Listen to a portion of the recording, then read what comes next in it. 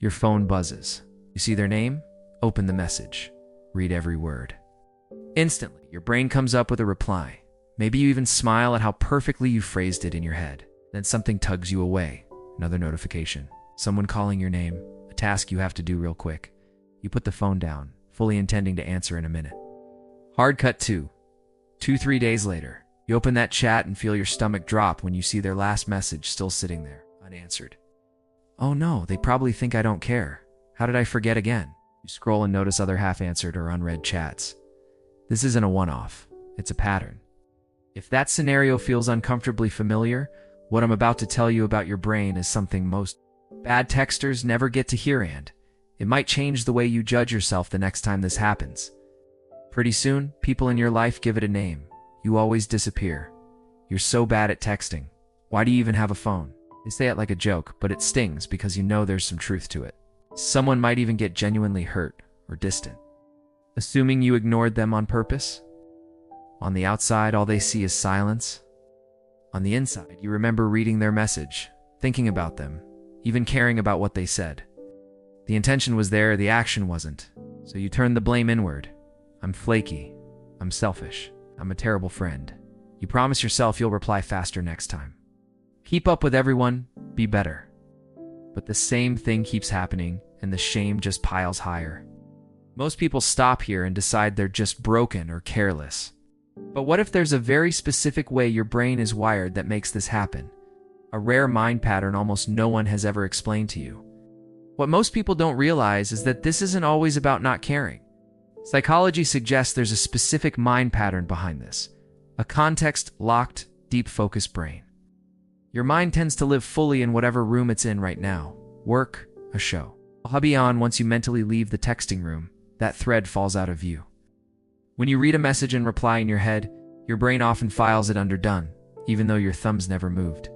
You're what we might call an asynchronous connector. You care in bursts. You think about people intensely, but your brain doesn't naturally operate on constant micro-responses. That doesn't excuse hurting anyone, but it does mean you're not just some lazy, heartless ghost. In this video, we're going to unpack 3 things. Why your brain does this, how it secretly feeds your shame, and how you can start working with this rare pattern instead of against it. Here's what your brain is actually doing when you forget. First, there's mental completion. You open the message, you read it, you craft a reply in your head, and in that moment, your brain feels a tiny sense of relief, like, okay, handled. It doesn't always distinguish between thinking the reply and sending it. To your nervous system, the loop feels closed, even though on the screen, nothing has happened. That's why you can feel genuinely shocked later when you see the message still sitting there. Second, you have context-locked, deep-focused attention. Once you switch into a different lane, work, gaming, scrolling, cooking, your mind fully enters that context. The texting tab quietly slides into the background.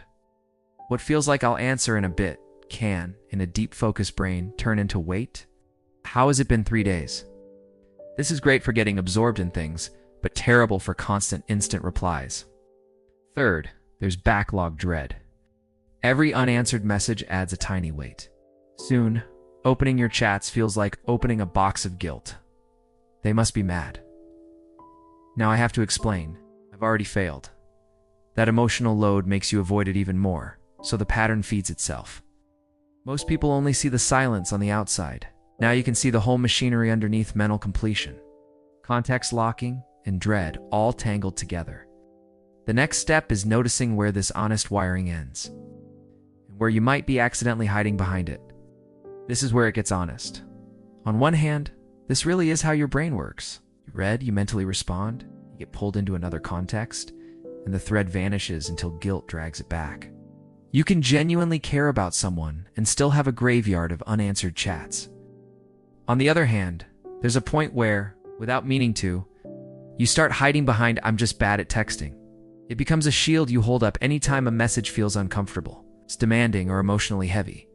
Inside, there's a quiet difference between "I messed up" and "I want to show up better next time." And if I lean on this label, I don't have to face this at all. Only you know which one has been running the show more often. And once you can see that clearly, you're finally ready for the part almost nobody with this wiring ever gets to: rewriting your identity around it. instead of against it. When you zoom out, bad texter stops being your whole story. If you forget to reply for days, you're likely not a cold. Careless ghosts, you're a deep focus. Context-locked connector whose brain closes loops in your head, dives fully into whatever's in front of you, and gets overwhelmed by social backlogs. That same wiring that makes you lose track of chats is also what lets you disappear into work. Creativity, ideas, or being fully present with someone when you're actually there. The shift now is small but powerful. Instead of, I'm a terrible friend, try. I'm a deep focused person, learning how to make my care visible. That might look like telling a few close people, hey, my brain does this thing I care. I just forget, pinning important chats or sending quick, imperfect lines like saw this will reply properly later. Tiny actions that support your wiring, not fight it. If this felt like someone just read your notifications and your mind at the same time, you're not the only one wired this way. Subscribe and stick around if you want more videos that explain your patterns without shaming you. And tell me in the comments how your texting brain actually works, because in the next videos, we're going even deeper.